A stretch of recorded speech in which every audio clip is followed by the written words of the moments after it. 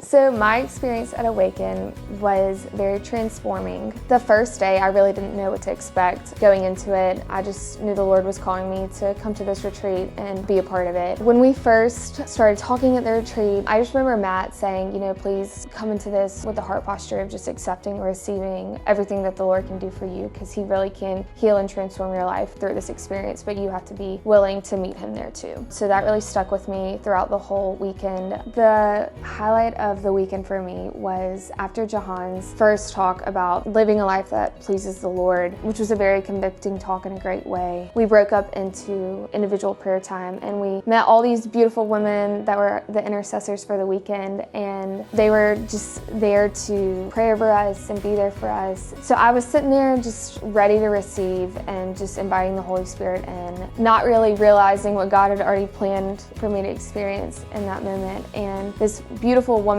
came up to me and she's like, "Hey, can I please pray for you?" And I could just feel myself like getting hot, and I was like, okay, this is that moment, like receive and be open to this. I was very honest with her that I had experienced a very emotionally and physically and just draining miscarriage about a year ago, and I really needed prayers for healing over my body and just breaking chains of fear that I had been walking around with since then. And she kind of stopped and looked at me and was like, "I've been where you are, Margaret. I've experienced these things. Like, the Lord has brought me here to pray over you, and this is a divine appointment from the Lord." And she prayed over me for like 10 minutes, and it was so healing. And honestly, every word that she said to me, it was like I'd known her my whole life, and it was coming straight from the Lord. And just chains were broken in those moments with her, and I just received God's love had just poured out on me and broken those fears that I'd carried over since that miscarriage, and just chains were truthfully broken. And so that was really powerful, and it stuck with me